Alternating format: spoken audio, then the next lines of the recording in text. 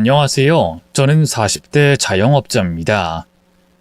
커피 베이커리 브랜드 매장을 운영 중이죠. 평소 일하면서 썰밤 채널 즐겨보는데요. 제 사연도 혹시나 뽑힐 수 있을까 싶어 이렇게 보내봅니다. 전시모의 충격적인 만행을 고발하려는 게 주 목적인데요. 부디 저와 같은 피해를 입으시는 분들이 없길 바라면서 이야기를 시작해 보겠습니다. 저는 고아는 아니지만 보육원 출신이에요. 저희 엄마는 흔히 말하는 미혼모였는데요. 저를 6살 때까지 홀로 키우다 너무 힘들었는지 보육원에 버리고 갔죠. 열밤만 지나면 꼭 돌아오겠다 약속했지만 아시잖아요. 그런 약속은 원래 지켜지지 않는다는 거. 어린 나이에도 저는 그 사실을 알았어요. 엄마가 다신 저를 보러 오지 않을 걸 말이죠. 그 전에도 걸핏하면 저한테 너 때문에 못 살겠다, 네가 짐덩이다, 배고프다고 그만 좀 해라 야단만 쳤으니까요. 저를 버리고 떠나는 엄마의 뒷모습은 참으로 홀가분해 보였네요. 그게 참 가슴에 오래도록 사무쳤죠. 역시나 10밤, 20밤, 30밤이 지나도 엄마는 돌아오지 않았어요. 그 사이에 저는 다른 집으로 입양 갔다가 파양도 한번 되고요. 해외 입양이 추진됐다가 무산되기도 했죠. 그런 일이 반복되니 나중엔 제 탓을 하게 되더라고요. 내가 너무 못생겨서, 성격이 어두워서, 애교가 없어서, 그래서 나는 이렇게 자꾸 버림받는 거구나 하고요. 생각해보세요. 친엄마도 버린 계집애를 세상 어느 누가 필요로 하겠어요? 언젠가부터 저는 웃음을 잃었어요. 그리고 한밤중에 백앤릿에 얼굴을 파묻고 숨죽여 우는 날이 많아졌죠. 다정한 보육원 선생님과 또래 친구들 때문에 마냥 불행하진 않았는데요. 그렇다고 넘치게 행복하지도 않았네요. 죽지 못해 사는 삶이라고 해야 할까요? 사는 것에 아무런 미련이 없었어요. 그렇다고 스스로 목숨을 끊기도 무서웠고요. 지금 생각해보면 우울증이었던 것 같아요. 하지만 그땐 그런 정신병이 널리 알려지기 전이었으니까요. 어떻게든 하루하루를 꾸역꾸역 살아냈죠. 보육원을 졸업한 뒤로는 상황이 더 나빠졌어요. 그래도 보육원에 있을 땐 단체의 일원이니 어쩔 수 없이 규칙적인 생활을 해야 했거든요. 저를 챙겨주는 선생님과 친구들도 있었고요. 하지만 자립지원금을 받고 홀로 독립한 뒤로는 모든 게 달라졌어요. 저는 취업하긴커녕 집 밖으로는 한 발자국도 나가지 않았어요. 밥도 잘 안 챙겨 먹었고요. 잠도 잘 자지 못했죠. 그러자 우울감은 더욱더 심해졌고요. 건강도 급격하게 나빠졌네요. 머리로는 나가서 뭐라도 해야 한다는 걸 알고 있었어요. 하지만 몸은 여전히 이부자리 안에 힘없이 늘어져 있을 뿐이었죠. 이대로 죽는다고 해도 삶에 아무런 미련이 없었네요. 그런 제 사정을 제일 먼저 눈치챈 건 보육원 선생님이었어요. 자신은 일 때문에 바빠 직접 보러 오진 못하고요. 대신 저희 지역에 있는 복지센터에 연락해 도움을 구하셨죠. 언젠가부터 저희 집으로 복지센터 직원들이 꼬박꼬박 찾아오기 시작했어요. 일주일에 한두 번 여러 생필품과 반찬을 손에 들고 말이죠. 처음엔 그 사람들의 방문이 귀찮았어요. 괜히 착한 척 위선을 부린다는 생각이 들기도 했죠. 그래서 없는 척 무시하기도 하고요. 그 사람들이 준 반찬이며 생필품에 보란듯이 손을 대지 않기도 했네요. 저도 참 꼬일 대로 꼬인 인간이었죠. 복지센터 직원들이 위선을 부린다면 저는 위약으로 맞서겠다는 생각이었던 것 같아요. 하지만 그런 식의 반발은 오래가지 못했어요. 어느 추운 겨울, 한 번은 제가 연탄불 가는 걸 깜빡한 채로 그냥 잠든 적이 있어요. 이 다음날 아침 눈을 떴는데 머리가 너무 무겁고 숨이 안 쉬어지더군요. 맞아요. 일산화탄소 중독이었죠. 심장이 덜컥 내려앉은 것과는 별개로 또 한편으로는 잘 됐다는 생각이 들더라고요. 어차피 더 살아봤자 좋은 일 하나 없는 인생인데 이대로 죽는 것도 나쁘지 않겠다 싶더군요. 그래서 어떻게든 집 밖으로 탈출하려고 노력하는 대신 그냥 스르륵 눈을 감아버렸죠. 그렇게 얼마나 있었을까요? 갑자기 얼굴 위로 차가운 무언가가 휙 덮쳤어요. 그리고 뺨 쪽에선 강렬한 통증이 연달아 느껴졌죠. 깜짝 놀라 눈을 떠보니 글쎄 복지센터 직원 한 명이 저를 내려다보고 있더라고요. 저보다 6살 연상의 남자 직원이었는데요. 방문할 때마다 늘 빠짐없이 뭐하고 지냈냐면서 말을 걸어주던 사람이었죠. 그 사람은 제가 눈을 뜬 걸 보자마자 또다시 손을 뻗어 거칠게 뺨을 쳤어요. 이봐요, 김혜숙 씨. 괜찮아요? 정신이 들어요? 당신 지금 연탄사고로 죽을 뻔했어요. 알아요? 숨이 꽉 막히고 머리가 어지러워서 제대로 된 답을 할 수가 없었어요. 그러자 직원이 절 들쳐안고 그대로 밖으로 나가더군요. 조금만 기다려요. 바로 병원에 데려다 줄 테니까. 말하지 말고 숨 깊게 쉬어요. 눈 쓰라릴 테니까 꼭 감고 있고요. 아무래도 평소처럼 반찬을 배달해 주려고 왔다가 절 발견한 것 같았어요. 제가 아무리 말랐어도 다 큰 성인이잖아요. 쌀 한 가마니 무게는 거뜬할 텐데 그 남자는 힘들다는 내색도 하지 않았어요. 그저 저를 부둥켜 안고 정신없이 앞을 향해 내달릴 뿐이었죠. 그 사이에 남자의 등은 땀으로 푹 젖었고요. 호흡도 엄청나게 거칠어졌네요. 그 절박한 표정을 보고 있자니 기분이 참 이상하더군요.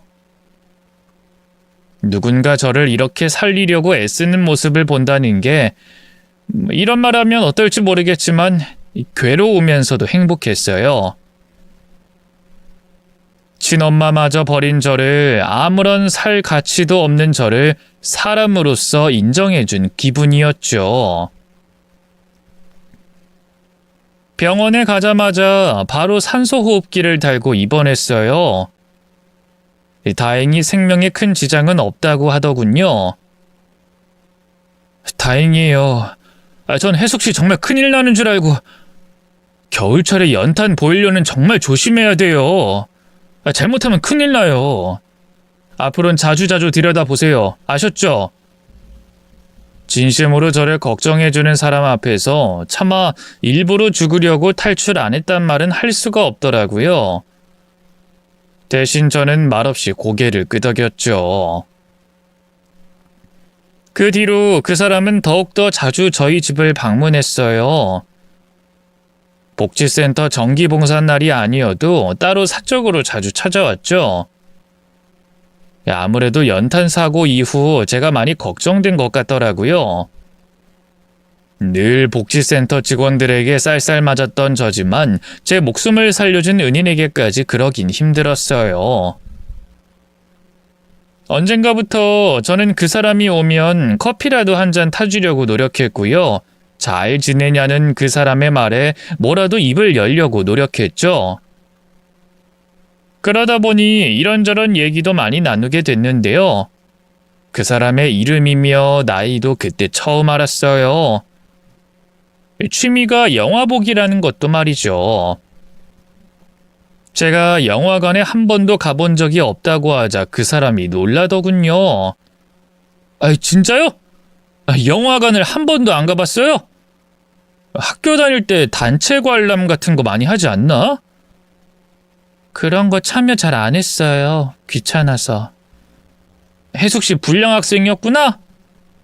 뭐 불량까진 아니지만 성실한 학생은 아니었던 것 같아요. 그럼 우리 이번 주말에 영화 보러 갈래요? 제가 진짜 좋아하는 감독 신작이 개봉했는데 뭐 가벼운 로맨스 영화라 혜숙 씨도 재밌게 볼 수 있을 거예요. 그럴까요, 그럼? 어차피 할 일도 없는데. 그 사람의 제안에 태연한 척 대답했지만 심장은 이미 2배, 3배로 빠르게 뛰고 있었어요. 도대체 무슨 생각으로 나한테 같이 영화를 보러 가자고 한 거지? 설마 이 사람 나한테 관심이 있나? 속으로 별의별 생각을 다 했던 것 같아요. 그리고 처음으로 제 마음도 깨달았죠. 제가 이 사람을 좋아하고 있다는 걸 말이에요.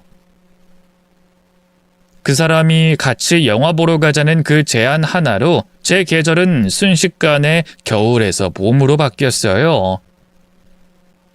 생전 처음으로 바깥 외출을 준비하면서 얼마나 설렜나 몰라요. 제 인생의 첫 데이트였어요. 남자와 단둘이 만나는 것도 영화관에 가는 것도 전부 처음이었죠. 하지만 지금은 당시 본 영화 제목도 내용도 흐릿해요. 영화 스토리에 집중하기보단 바로 옆에 앉은 그 사람의 채취, 낮은 숨소리 같은 것에 홀려 있었으니 당연한 일이었죠. 영화를 본 다음엔 근처 경양식집에서 같이 밥을 먹고 커피도 마셨는데요. 뭐 이런저런 대화를 나누는 그 시간이 어찌나 즐겁던지요. 1시간이 1분처럼 흘러갔네요. 그 뒤로 저희는 종종 사적으로 만남을 가졌어요. 그 전에도 그 사람이 저희 집에 들러 안부를 묻고 가는 일은 자주 있었는데요. 뭐 밖에서 같이 영화를 본다든가 오락실을 간다든가 밥을 먹는다든가 마치 남녀 사이에 데이트를 하는 것처럼 자주 만났죠. 처음엔 좋았는데요. 나중엔 혼란스럽더라고요.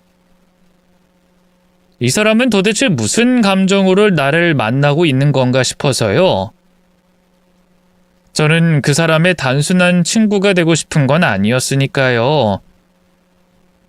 그래서 그렇게 만난 지 한 3달쯤 지났을까요? 하루는 큰맘 먹고 그 사람에게 물어봤어요. 석호 씨, 우린 무슨 사이예요?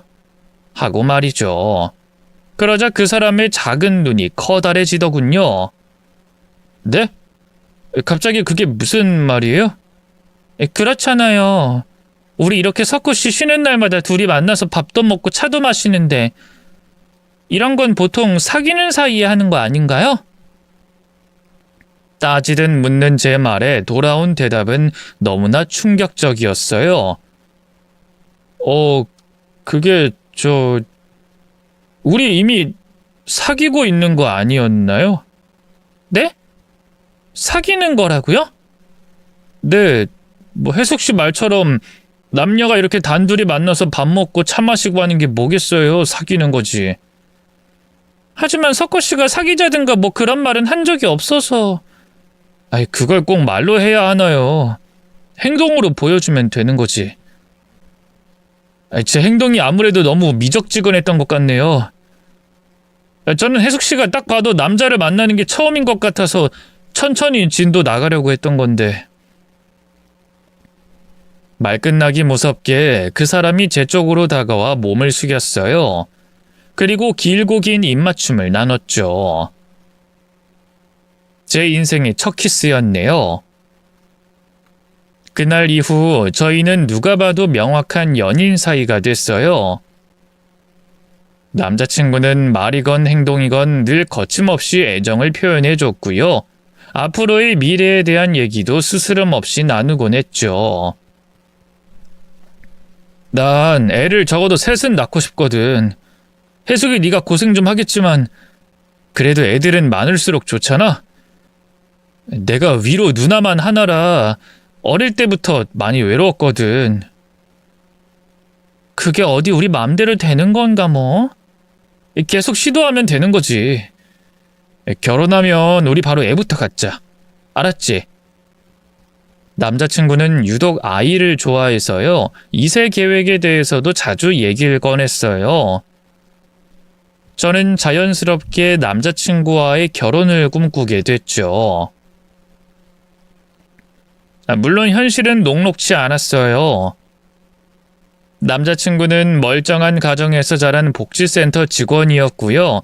저는 보육원 출신 고아의 수급자였으니까요. 사귄 지 1년 만에 남자친구네 집으로 인사를 드리러 갔는데요.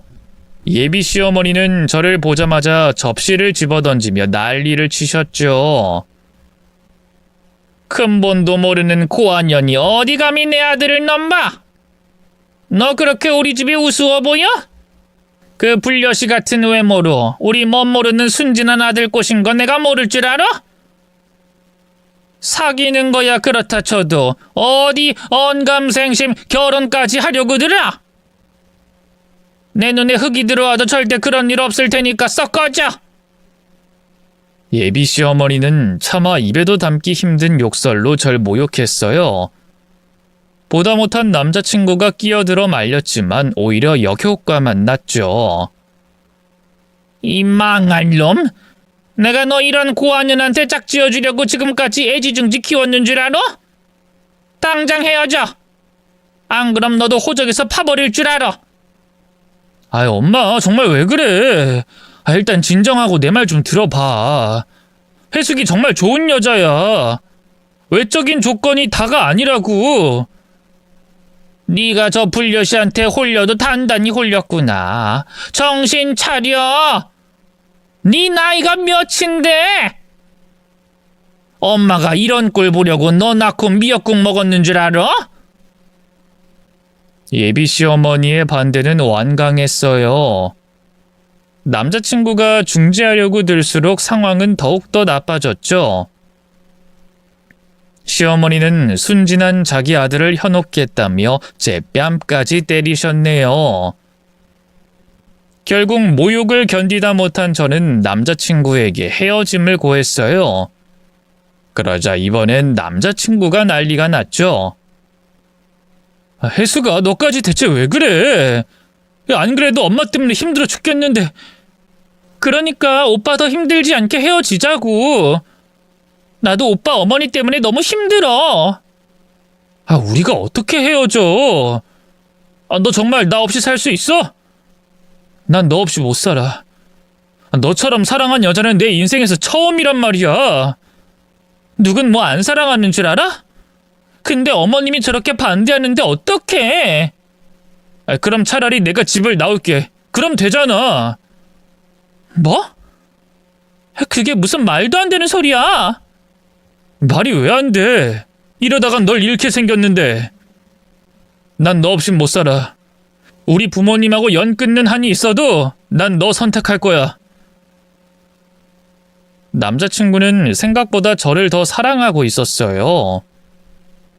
부모님을 만나 한 번 더 결혼을 허락해달라고 빌었고 그게 안 먹히자 정말로 짐을 싸서 나와버렸죠. 처음엔 그런 남자친구를 받아주지 않으려고 했는데요. 사랑하는 남자가 몇 날 며칠 집 앞에 무릎을 꿇고 앉아있으니 그러지 않기가 힘들었어요. 결국 저는 남자친구를 집 안으로 들였고요. 그때부터 둘만의 생활을 시작했죠. 물 한 잔 떠다 놓고 약식으로 식도 치렀답니다. 혼인신고까지 했으니 정식으로 부부가 된 거였죠. 그쯤 되니 예비시댁에서도 한 수 물러설 수밖에 없었어요. 원래 자식 이기는 부모 없다고 하잖아요. 그때부터 잠자코 있던 시아버지께서 적극적으로 시어머니를 설득했고요. 결국 시어머니도 하나뿐인 아들을 잃을 순 없으니 저희 결혼을 울며 겨자 먹기로 허락해 주셨죠. 하지만 한 가지 조건이 있었으니 바로 합가였네요. 부모도 없이 자란 애가 어디 살림하는 법은 제대로 배웠겠니? 내가 끼고 가르쳐야겠으니까 같이 살자꾸나. 내가 한 발 양보했으니 너희도 한 발 양보해. 시어머니가 그렇게까지 말씀하시니 따를 수밖에 없었어요. 안 그래도 남편이 저 때문에 부모와 연이 끊긴 것 같아 마음의 짐이었는데 이 기회에 같이 살면서 시어머니의 마음을 돌려야겠다고 생각했네요. 지금 생각해보면 참 순진했죠. 제 노력만으로 시어머니의 사랑을 받을 수 있을 거라 믿었다니. 시댁 생활은 예상했던 것보다 더 힘들었어요. 시어머니는 모든 집안일을 제게 다 떠넘긴 건 물론이고요. 본인과 시아버지 속옷 빨래까지 제게 시키셨죠. 김장철이나 제사같이 큰 집안 행사 때도 자신은 손 하나 까딱 안 하셨네요. 그래도 몸이 힘든 건 얼마든지 참을 수 있었어요. 정말 견디기 힘들었던 건 정신적인 고통이었죠. 시어머니는 저를 동등한 인격체로 대하진 않았어요. 저는 밥도 식구들이 다 먹은 다음에야 먹을 수 있었어요. 찬밥에 남은 반찬을 비벼 먹을 때면 자존감이 바닥까지 떨어졌죠. 또 시어머니는 매일 아침 시아버지와 남편이 출근하고 나면 소파에 앉아 신문을 봤는데요. 그때 꼭 제게 걸레질을 시키셨어요. 시어머니 발밑에서 걸레질을 할 때면 제가 마치 천한 노예가 된 기분이었죠. 믿었던 남편 역시 제 의지처가 되어주진 못했어요. 처음엔 남편에게 하소연도 해봤는데요. 남편이 나서서 한마디 하면 할수록 시어머니의 괴롭힘은 더욱더 심해질 뿐이었어요. 뿐만 아니라 남편과 시어머니 사이에 언쟁도 잦아졌고요. 나중엔 남편도 힘들었는지 제가 부당한 일을 당해도 모른 채 하더군요. 심지어는 아예 화까지 내더라고요. 내가 밖에서 얼마나 힘들게 일하는지 당신도 알잖아. 집에서만큼은 제발 마음 편하게 쉬게 해주면 안 돼? 도대체 언제까지 이렇게 살아야 하는 거야? 누군 뭐 이렇게 살고 싶어서 사는 줄 알아? 어머님이 사사건건 날 못 잡아먹어 안달인데 그럼 어떡해? 당신이 먼저 마음을 열고 다가가려는 노력은 해봤어? 막말로 엄마 입장에선 결혼 허락해준 것만으로도 대단한 일 하신 거잖아. 대단한 일이라니? 그게 무슨 말이야? 솔직히 당신이 나에 비해서 여러모로 부족한 게 사실이잖아. 그렇다고 당신이 뭐 살림을 기깔나게 잘하는 것도 아니고 집에서 하는 일이 뭐가 있는데. 그런 당신을 며느리로 걷어줬으면 엄마 입장에선 최선을 다한 거지. 그럼 이젠 당신이 우리 엄마한테 잘 보이려고 노력할 때 아니야? 다른 사람도 아닌 남편이 그런 말을 하니까 참 기분이 그렇더라고요. 배신감도 잃었죠. 그럼 뭐 내가 당신하고 어머님한테 감사합니다 절이라도 해야 돼? 나같이 부족하고 보잘것없는 고아년 봉사하듯이 적선해주듯이 걷어줘서 고맙다고? 무슨 말을 또 그렇게 해? 당신이 한 말이 지금 그 말 아니야? 난 이미 충분히 노예처럼 살고 있어. 매일 아침 신문 읽는 어머님 발 밑에 쭈그리고 앉아서 걸레질하는 내 비참함을 당신이 알기나 해? 부부 사이의 언쟁은 갈수록 잦아졌어요. 근본적인 원인이 해결되지 않으니 당연한 결과였죠. 지금 생각해보면 시어머니가 의도한 일이 아니었나 싶네요. 이 결혼해보신 분들은 알겠지만 부부 사이에 사랑이라는 게 뭐 얼마나 가겠어요. 나중 되면 그냥 애 낳고 키운 정으로 같이 사는 거죠. 근데 저희 부부는 결혼한 지 2년이 넘어가도록 애가 들어서지도 않았어요. 안 그래도 아이를 원하던 남편은 무척 초조해했고요. 급기야 난임병원까지 가보자고 하더군요. 저도 남편과의 관계를 개선할 수 있을까 하는 마음에 같이 갔는데요. 검사 결과는 충격적이었어요. 남편이 무정자증이라고 하더군요. 남편은 물론이고 기어코 병원까지 쫓아온 시어머니도 당황해 어쩔 줄 몰라 했죠. 확실합니까, 선생님? 새아가가 아니고 우리 아들한테 문제가 있는 거라고요? 네. 여성분은 자궁도 튼튼하시고 아직 젊으셔서 건강합니다.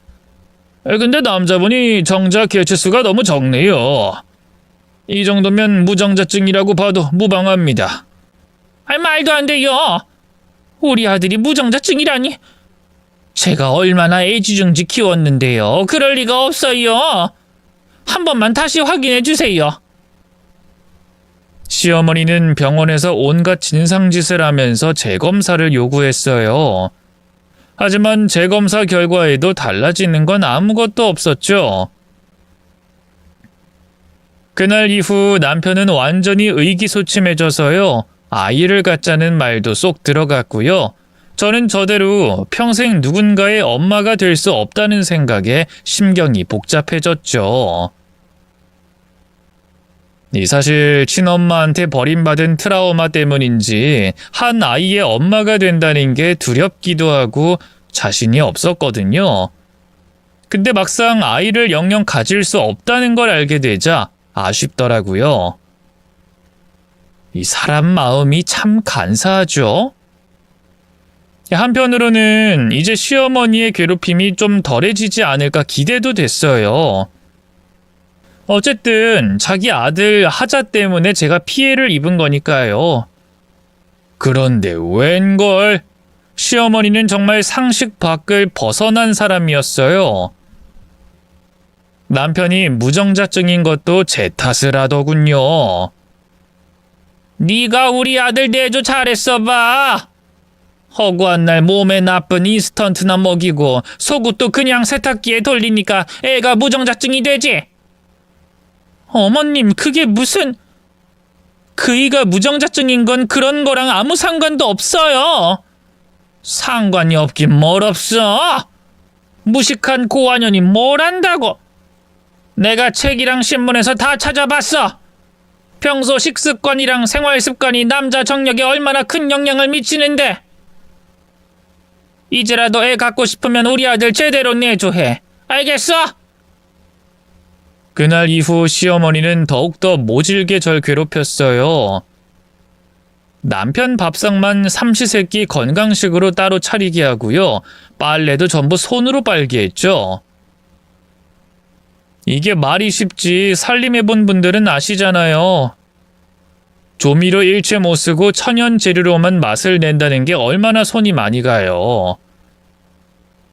시어머니는 된장, 고추장, 간장도 시판되는 건 못 쓰게 하고요. 전부 제 손으로 담가 쓰게끔 했어요.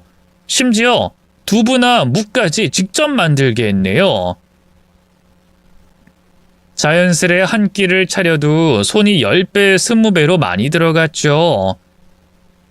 그래서 결과나 또 좋으면 몰라요. 남편은 남편대로 맛없다면서 반찬 투정이나 해대고 아휴, 정말 미치겠더군요. 남편 뒷바라지와 시집살이에 지칠 대로 지친 저는 언젠가부터 이혼을 생각하게 됐어요. 뭐 어차피 딸린 자식도 없겠다. 그냥 갈라서고 싶은 마음뿐이었죠. 하지만 한편으로는 다시 혼자가 될 생각에 겁이 나기도 했어요. 일평생 외톨이였던 저를 세상 밖으로 끌어내준 건 다름 아닌 지금의 남편이었으니까요. 남편과 헤어지면 다시 작은 골방에 틀어박혀 사람 구실 못하고 사는 게 아닐까 두려웠죠. 그렇게 갈등만 하며 지내던 어느 날이었어요. 졸업 후 연락도 안 하고 지내던 보육원 원장님으로부터 전화가 왔는데요. 그 내용이 너무나 충격적이었죠. 혜수가 놀라지 말고 듣거라. 너희 친엄마가 말이다. 널 꼭 한번 만나보고 싶다는구나. 너무 오랜만에 듣는 엄마의 이름에 얼마나 놀랐는지 몰라요. 그토록 기다릴 땐 얼굴 한번 안 비추더니 이제야 저를 보고 싶어하는 이유도 알 수가 없었죠. 이제 와서요? 대체 왜요? 글쎄다. 어지간해서 내 선에서 끊어내려고 했는데 워낙 간절해야 말이지. 일단 네 의사를 물어보고 싶어서 연락했다. 한번 만나볼래?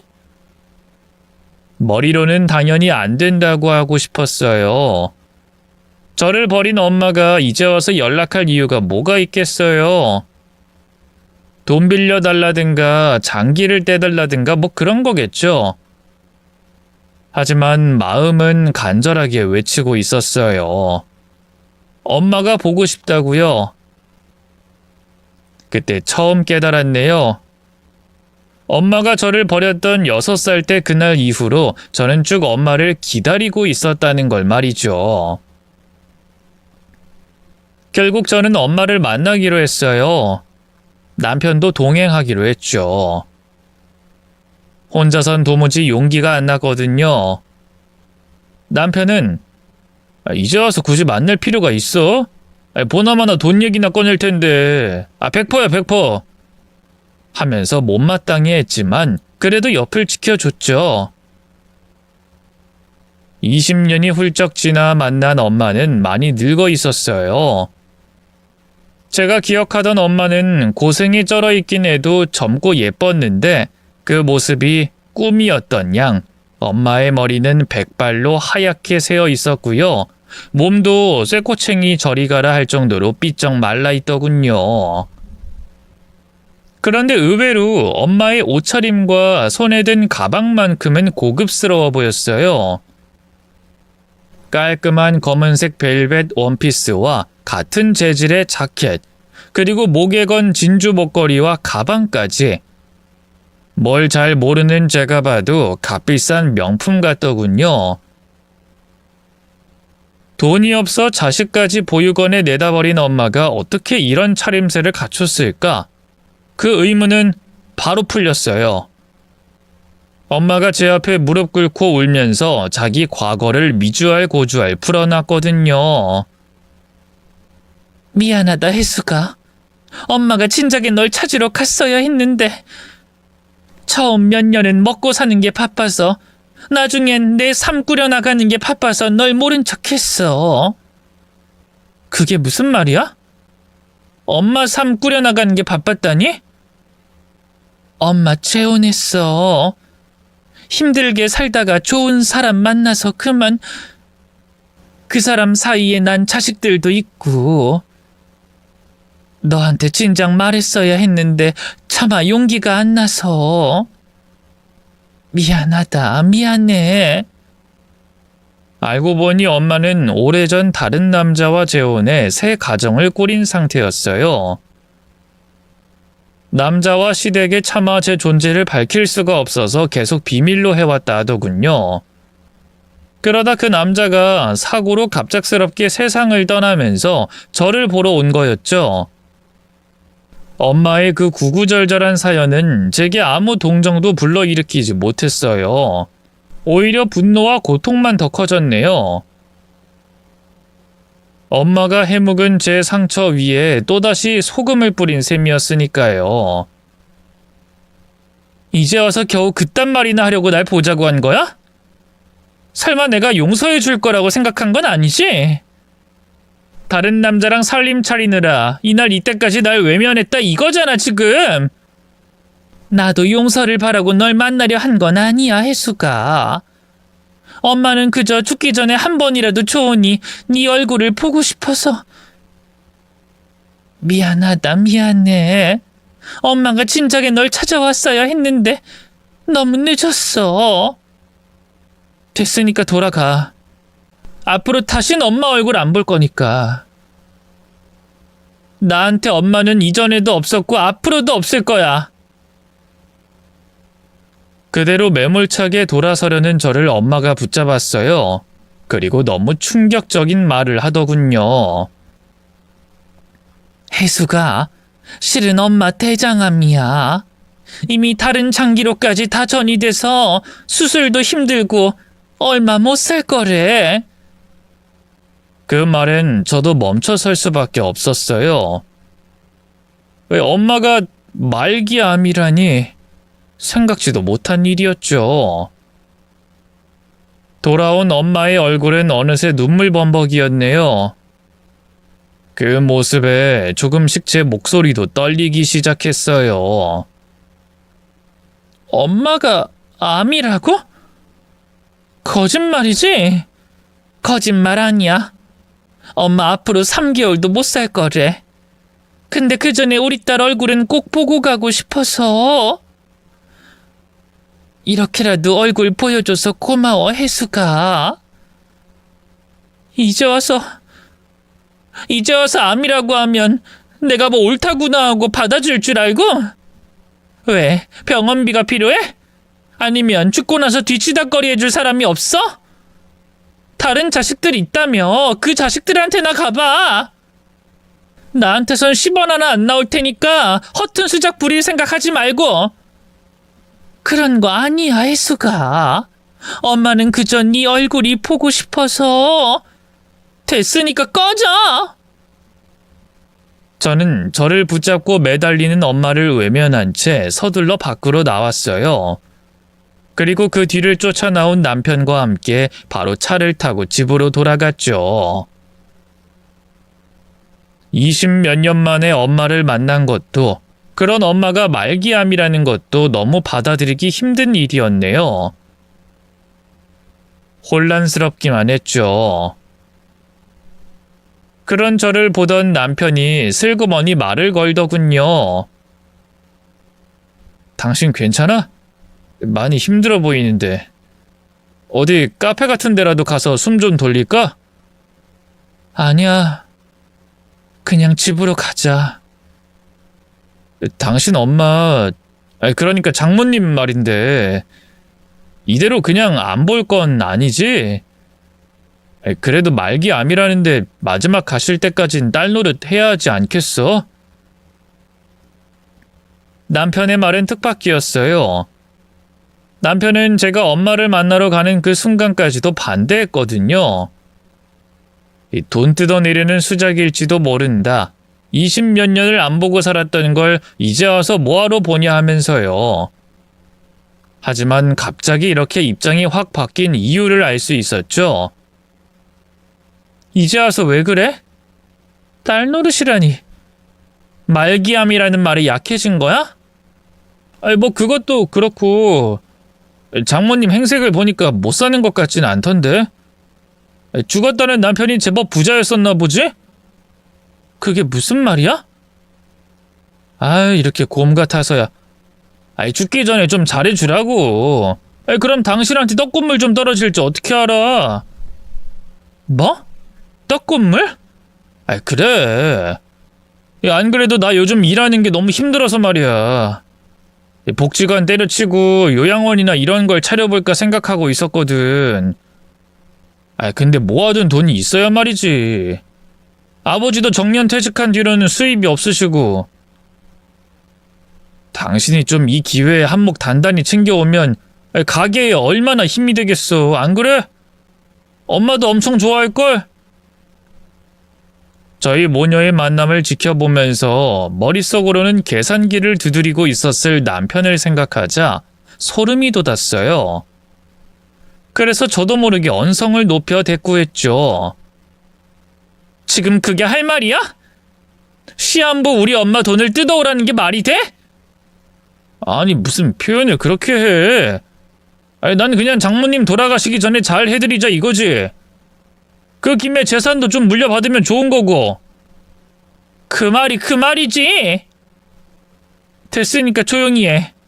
앞으로 내 앞에선 다신 그런 말 하지 마. 남편에게 그렇게까지 강경하게 말한 건 처음이었어요. 시한부인 우리 엄마를 두고 돈 얘기나 하는 남편이 너무 소름 끼쳐서 그랬던 것 같아요.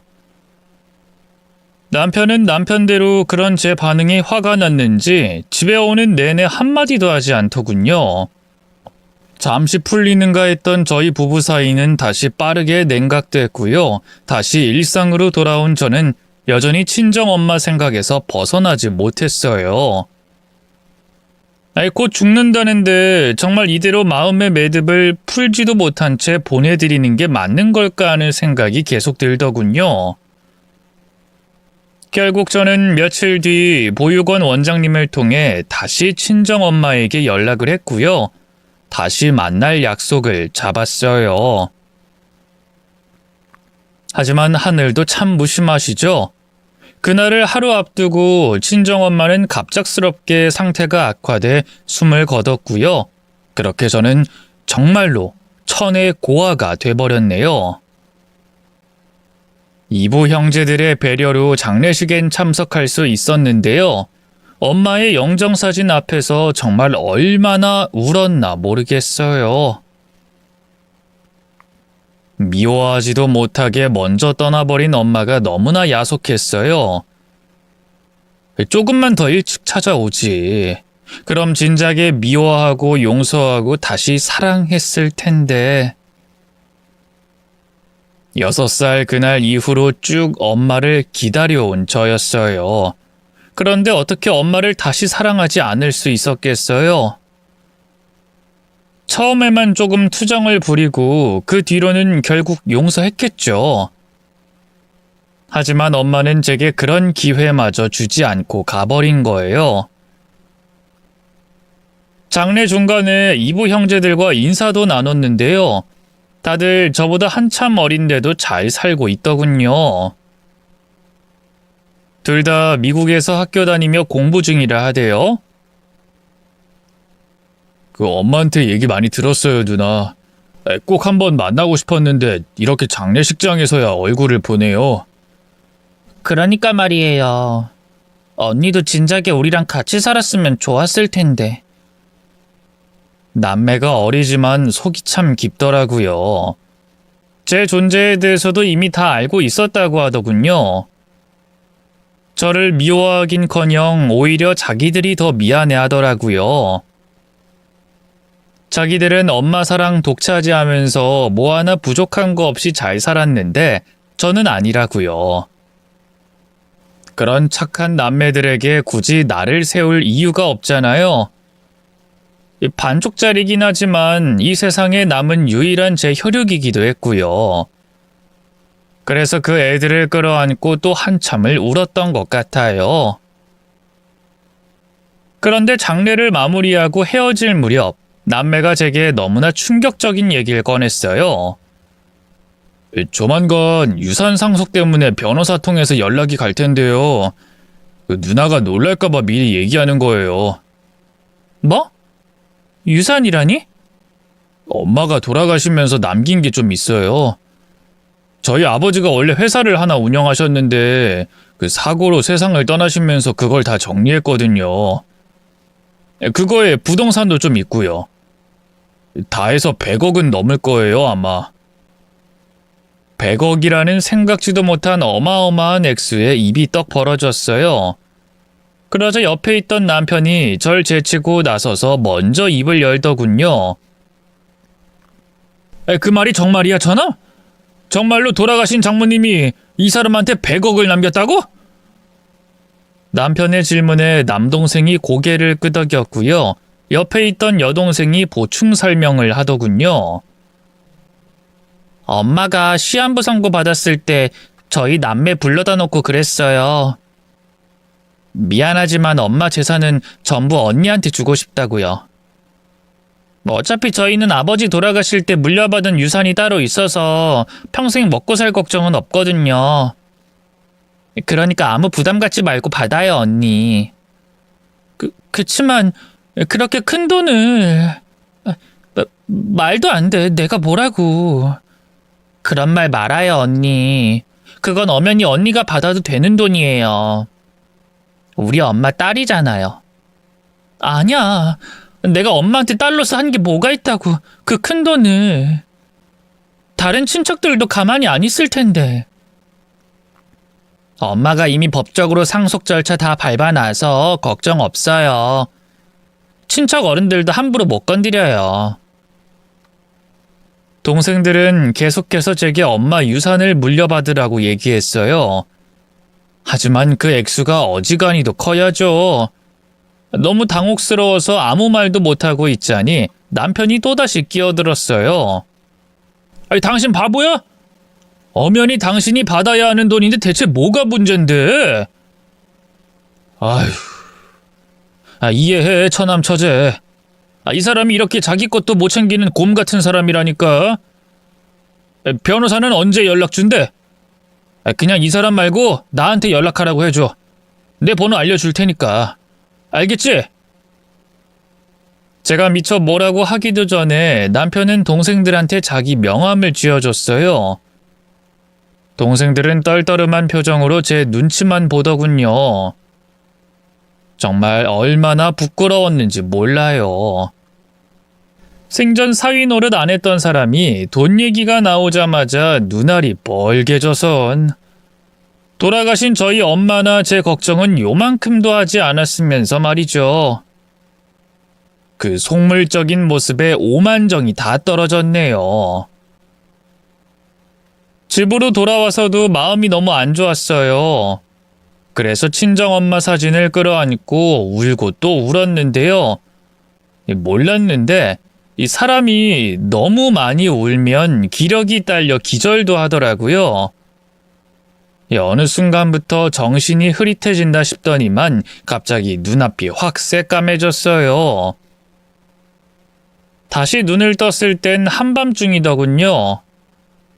온몸에 힘이 하나도 안 들어가더라고요.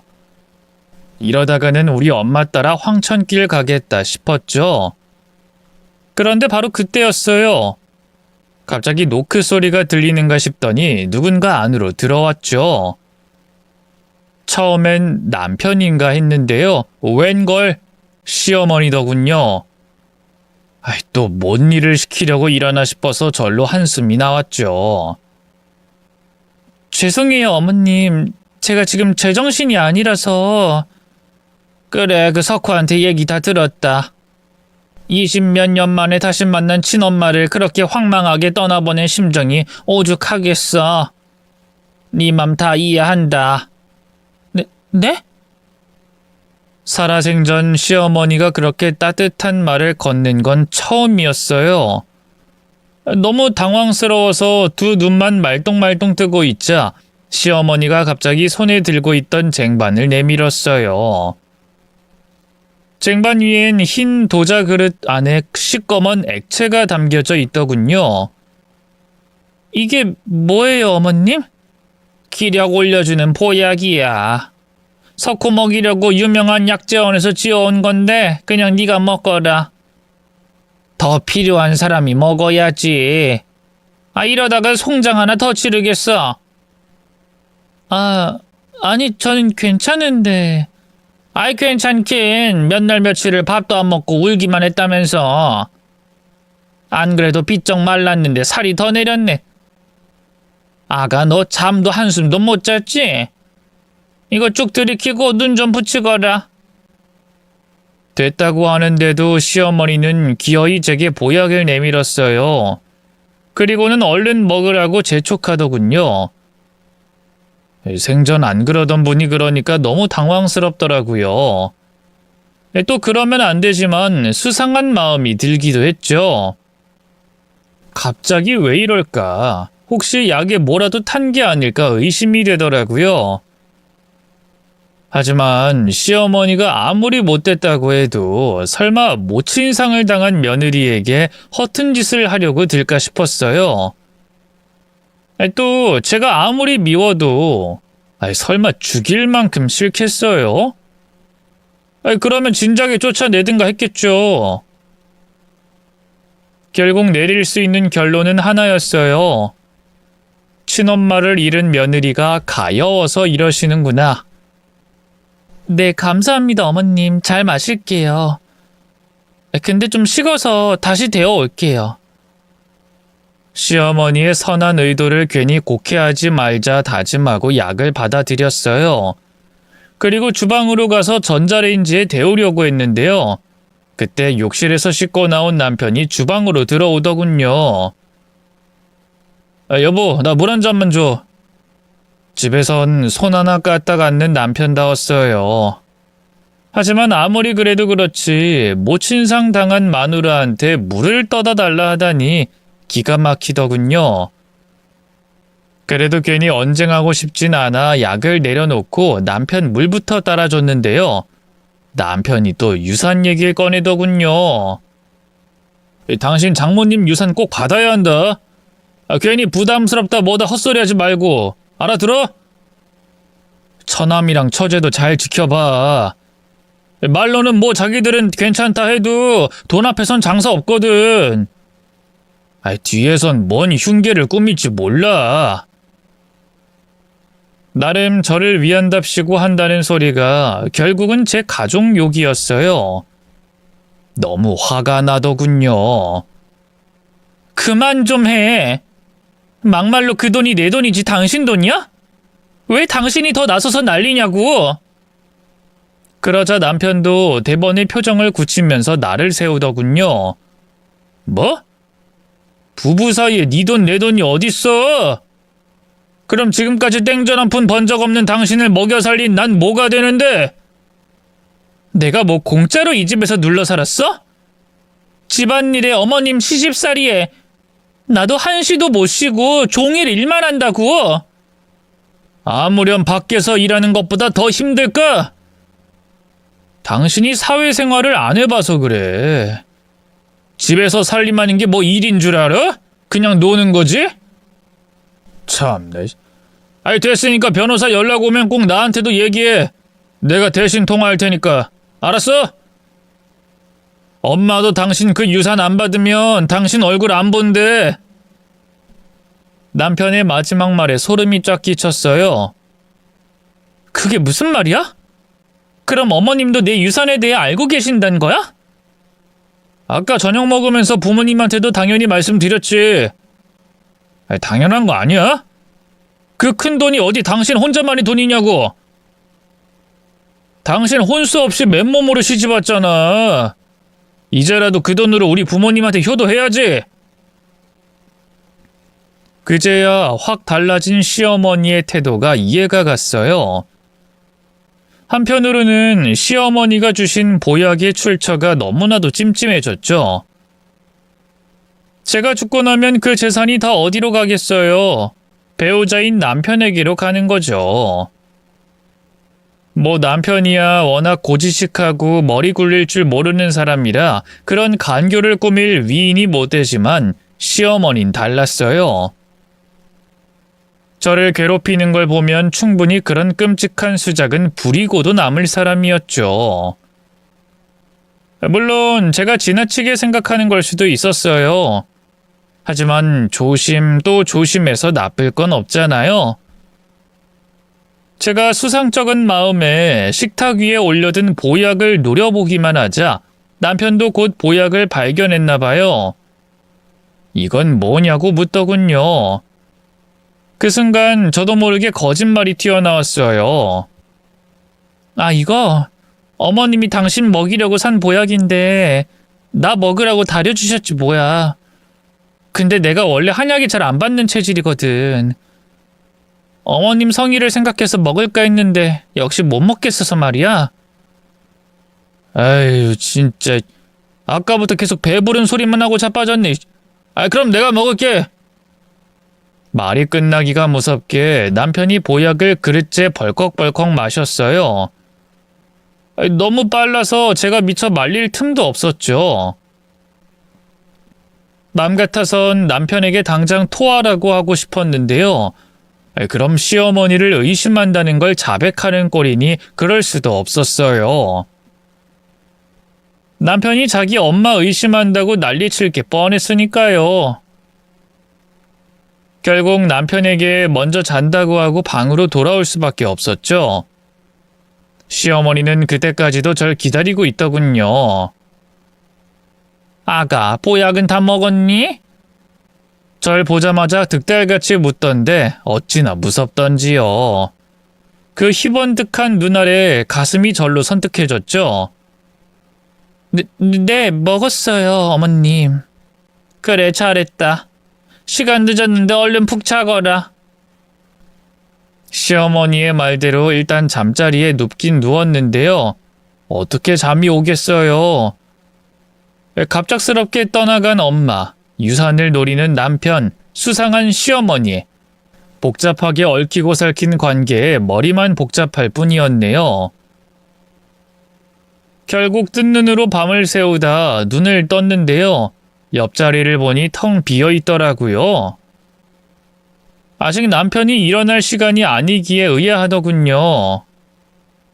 너무 마음이 복잡해서 몰랐는데 간밤에 아예 방으로 안 들어온 것 같기도 했고요. 뭐 어쨌든 일단 아침부터 차려야겠다 싶어서 밖으로 나갔어요. 그리고 평소처럼 주방으로 향하려던 저는 눈앞에 펼쳐진 끔찍한 광경에 비명을 지르고 말았습니다. 글쎄 남편이 바닥에 시체처럼 쓰러져 있지 않겠어요? 여보, 당신 왜 이래? 정신 좀 차려봐! 마구 흔들어봐도 남편은 눈을 뜨지 않았어요. 입 주변과 바닥에는 노란 토산물이 쏟아져 있더군요. 어쩔 줄 몰라 하며 비명만 지르던 바로 그때였어요. 소란에 눈을 뜬 시부모님이 밖으로 나왔죠. 세상에, 이게 뭐야? 석호야! 아니 이게 대체 어떻게 된 일이야? 자초지종을 묻는 시아버지에게 저는 허둥지둥 입을 열었어요. 저도 모르겠어요. 밥하려고 나와보니 이 사람이 이렇게 거실에 쓰러져 있었어요. 숨은 쉬고 있는 거야? 그것도 모르겠어요. 어쩌죠? 일단 119에 신고부터 하자꾸나. 시아버지 말에 허둥지둥 핸드폰을 찾아 신고했어요. 출동까지 한 20분 정도 걸릴 것 같다고 하더군요. 어쩔 줄 몰라 하며 온 가족이 그렇게 구급차만 기다리고 있던 바로 그때였어요. 잠자코 있던 시어머니가 갑자기 비명을 지르면서 달려와 제 뺨을 후려치더군요. 이 망할 년! 너 어제 그 약 네가 안 먹고 석호한테 먹인 거지? 네? 어제 약이라니 무슨... 잡아댈 생각 마! 그 안에 내가 쥐약 푼 거 알고 석호한테 먹인 거 아니야? 이 흉악한 년! 무슨 약인지 알았으면 안 먹고 버릴 일이지. 그걸 지 남편한테 먹여? 네 년이 그러고도 사람이야? 사람이냐고! 시어머니의 입에서 나온 끔찍한 진실에 얼마나 놀랐는지 몰라요. 어느 정도 몸에 나쁜 약이겠거니 의심은 했지만 설마 쥐약을 풀어넣었을 줄은... 그건 정말 저를 죽일 생각이었다는 거잖아요. 그걸 깨닫고 나니 등 뒤로 소름이 달리더군요. 어머님이야말로 제정신이세요? 어떻게 쥐약을 저한테 먹일 생각을... 지금 저를 죽이려고 하셨다는 거예요? 그래, 너 같은 년은 죽어도 싸. 내 아들 인생에 하등 도움도 안 되는 너 같은 고아년 지금까지 끼고 살아준 것만으로도 감지덕지해야지. 폐공유산 물려받았으면 은혜를 갚을 생각을 해도 모자랄 판에 지 혼자 빼돌릴 생각을 해? 그게 무슨 말씀이세요? 혼자 빼돌리다뇨? 석호가 이미 다 얘기했어. 네 년이 재산 받고 바로 이혼할 것 같다고. 그래서 내가 술을 좀 쓴 건데 그걸 기막히게 간파하고 여기용을 해? 네가 이러고도 무사할 줄 알아?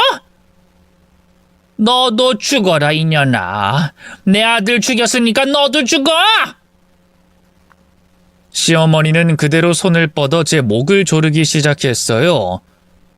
아우, 놓친 내가 어찌나 힘이 센지 아무리 밀어내도 꼼짝도 안 하더군요. 놀란 시아버지도 옆에서 그냥 지켜만 보고 말이죠. 이대로 정말 죽겠구나 싶던 바로 그 순간이었어요. 갑자기 요란한 사이렌 소리와 함께 누군가 현관문을 두드리더군요. 구급대원들이 도착한 거였죠. 그제야 정신을 차린 시아버지가 달려가 문을 열어줬고요. 현장에 도착한 구급대원들은 제 목을 조르는 시어머니를 보면서 아연실색했네요. 저 좀 살려주세요. 제발. 제 애원에 구급대원 2명이 달려와 시어머니를 떼어냈어요. 그리고 저를 보호하듯 뒤로 돌렸죠. 괜찮으세요? 신고자 본인이십니까? 네, 제가 신고한 거긴 한데... 저는 침착하게 사건의 자초지종을 설명했어요. 시어머니가 내게 쥐약을 먹이려고 했는데 그걸 남편이 먹었다. 일이 잘못된 걸 알고 날 목졸라 죽이려고 했다. 구급대원들이 두 눈으로 현장을 목도했기에 따로 증거를 내밀 필요도 없었네요. 저는 바로 남편과 같이 병원으로 실려갔고요. 시어머니는 그대로 경찰서로 연행됐죠. 이 다행이랄지 불행이랄지 남편은 생명에 큰 지장은 없었어요. 먹은 약을 토해내고 위세척을 하고 나니 바로 정신을 차리더군요.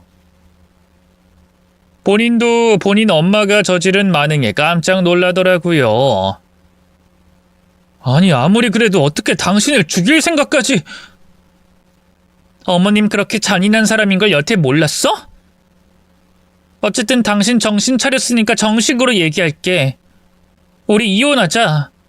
뭐? 이혼하자고? 그래. 전부터 계속 생각하고 있던 거야. 나 더는 당신하고 같이 못 살겠어. 날 잡아먹다 못해 죽이려던 당신 엄마도 시종일관 자기 일 아니라고 방치한 당신도 더는 못 견디겠어. 저는 남편이 눈 뜨자마자 바로 이혼을 선언했어요. 제가 진심이라는 걸 알자 남편은 벌떡 몸을 일으켜 무릎까지 꿇더군요. 아이, 여보, 왜 그래? 내가 잘못했어. 응? 아니, 잘못한 건 우리 엄마인데 이혼이라니. 아니, 내가 바람을 폈어. 뭐 당신한테 폭력을 썼어. 나 당신밖에 없는 거 알잖아. 당신이 잘못한 게 왜 없어? 어머님한테 내가 그 천대를 받는 동안 계속 방관해왔잖아.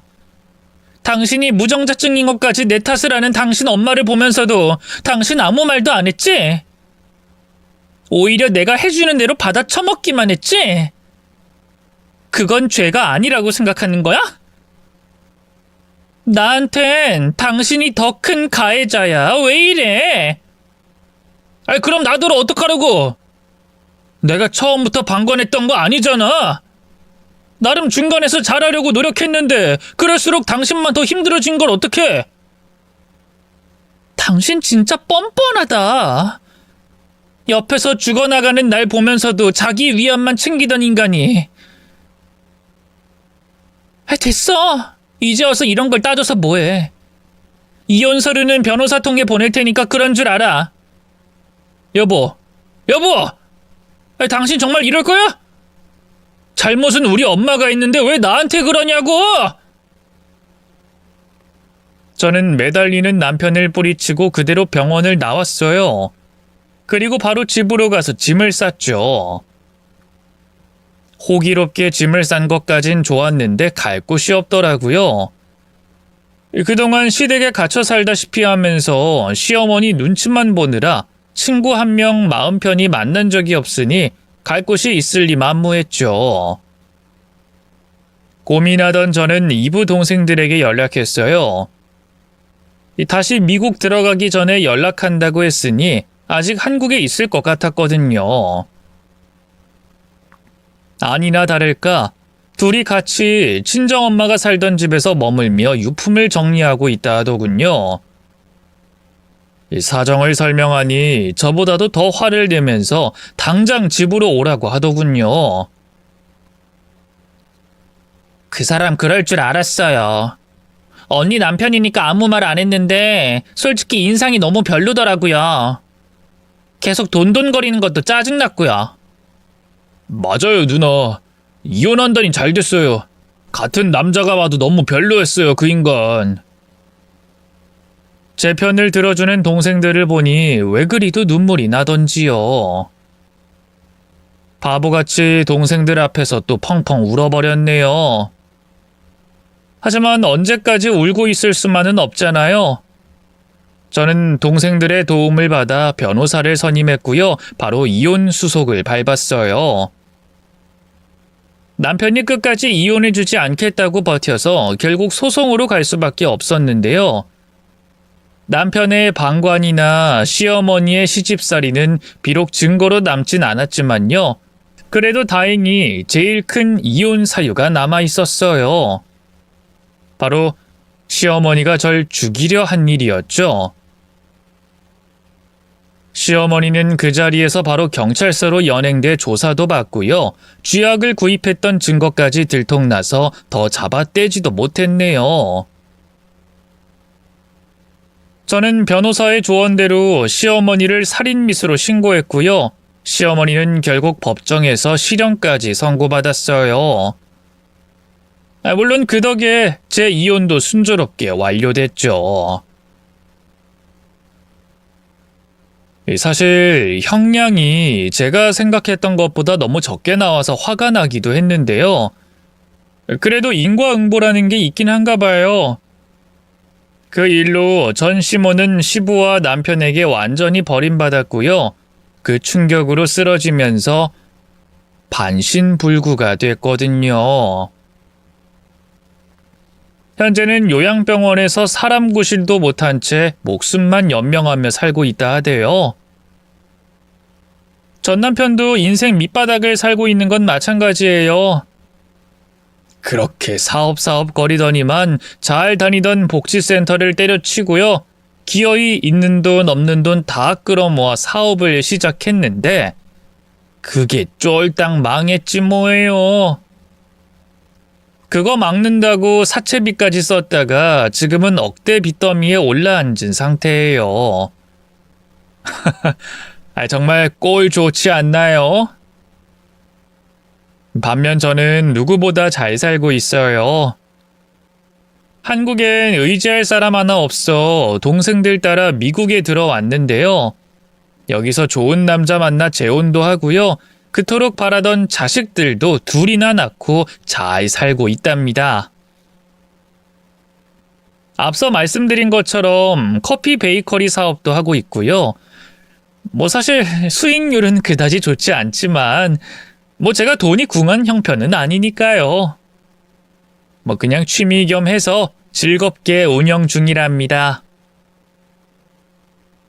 긴 얘기 들어주셔서 고맙습니다. 모두 행복하세요.